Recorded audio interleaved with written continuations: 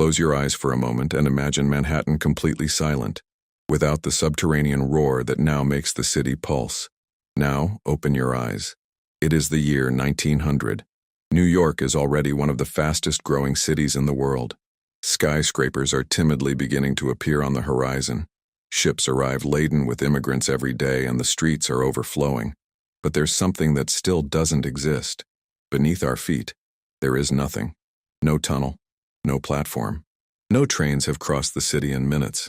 If you were here with me right now, standing on the corner of Broadway and 14th Street, you would hear the constant sound of wooden wheels creaking on iron rails, panting horses pulling crowded streetcars, the strong smell of manure mixed with coal smoke. The traffic doesn't stop, but it barely moves. Before 1904, crossing Manhattan was a test of patience and endurance. The city was growing in population, but its mobility remained stuck in the previous century. Electric streetcars already existed on some lines. Elevated trains snaked along certain avenues. But the heart of the city was congested, and each new immigrant who arrived put even more pressure on this fragile structure. Now observe the buildings around you. Many of them only have 4 or 5 floors. Why? Because living far from work was nearly impossible. Without rapid transportation, people needed to live close to commercial and industrial centers. This made entire neighborhoods overcrowded. The city was literally squeezed. And here's something few people imagine. There was apprehension. A great deal of apprehension. Digging tunnels beneath an already dense city seemed too risky an idea. Engineers debated, politicians hesitated, investors calculated the risks. Some even believed that drilling into Manhattan could cause mass collapses. But the pressure was unsustainable. Imagine walking through the streets at dawn, workers heading to the factories, women carrying baskets to the markets, children crossing dangerous avenues between carts and trams. The simple act of crossing the city could take hours. New York needed something that didn't yet exist, and this is exactly where our journey begins. Throughout this documentary, you'll discover what it was like to live in a city that was growing faster than its own capacity to move. We'll walk through congested streets, visit overcrowded tenements, observe commerce thriving under severe limitations, and understand why the construction of the subway was seen as both madness and salvation. But before the tunnels were dug, before the first underground train departed, New York was a city trapped by its own expansion. Come with me. We're still on the surface, and what you're about to see might completely change the way you see this city. We are now walking through Lower Manhattan. It is the beginning of the 20th century. The city's population has already exceeded 3 million inhabitants, all vying for space on the same narrow streets. Observe the flow around us. Electric streetcars glide slowly along exposed tracks. Elevated carriages pass over heavy metal structures, casting permanent shadows over the avenues. The noise is constant. Metal against metal, warning bells, shouts of drivers trying to make their way through the congestion. But even with all this activity, the city is at a standstill. Elevated trains, despite being innovative for their time, only serve a few main routes. They are noisy, darken the streets below, and devalue properties. Many residents complain about the noise pollution and soot that gets into windows and clothes hanging out to dry. Streetcars face an even more visible problem. They share space with horse-drawn carts, pedestrians, private carriages, and freight vehicles. Any accident or blockage transforms the journey into chaos that can last for hours. Now imagine the impact this will have on the economy. Merchants depend on a constant flow of people. However, neighborhoods further from the commercial center struggle to thrive. Limited mobility keeps development concentrated in already saturated areas. Rents rise. Slums become overcrowded. The city grows upwards but fails to expand laterally. And here's a striking fact. It's estimated that during that period, there were over 100,000 horses circulating daily in New York City. This meant tons of waste accumulating on the streets every day. The odor was part of the urban routine. Cleaning was a monumental challenge. Mobility was both essential and precarious. Now look at the subsoil, which is still intact. Solid rock, scattered pipes, fragile foundations of old buildings. Digging there seemed almost impossible. But in 1900, the project finally gained momentum. The city approved the construction of its first integrated underground system. The investment? $60 million, a colossal sum for the time. Converted to today's values, that represents about $1.2 billion. It was a gigantic gamble. The works begin. Streets are opened using the method known as cut and cover, literally digging up the existing structure, installing it, and covering it again. Imagine entire avenues laid bare, constant dust, sweaty workers descending into deep excavations, rail tracks being laid beneath the still functioning city.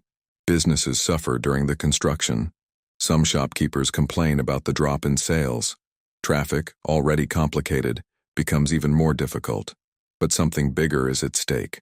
For the first time, New York is beginning to reorganize itself with the future in mind. We are witnessing the exact moment when the city decides to break its own boundaries.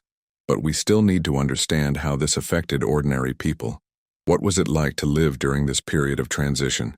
That's what we're going to find out now. Now I want you to imagine something very simple. It's 1902. You wake up before sunrise in a small apartment on the Lower East Side.